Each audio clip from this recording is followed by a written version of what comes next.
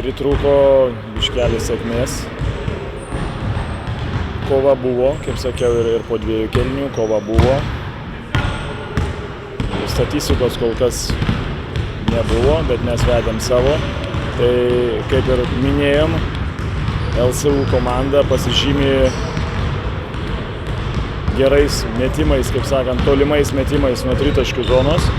Ir mums buvo pakankamai sunku, nors akcentavom, kad yra kažkur 7 žmonės, kurie gali įmesti tritaškius. Ir man atrodo, kiek mes žiūrėjom, tai gal ir pralaimėjom tritaškių, kaip sakant, jų liūtį.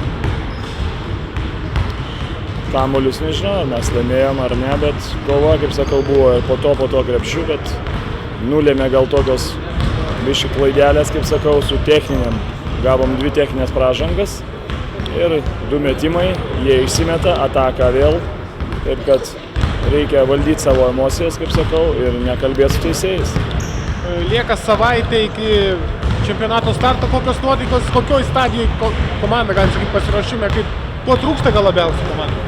Stadijoje, kaip sakant, finišo tiesiojo, kaip sakau, pasiruošimo turim kai kuriuos žmonės, kurie dabar tik tai gal 2, 3 treniruotė, kai kurie sirguliavo, tai po savaitę, tai po vienas žmogus ilgiau sirguliavo.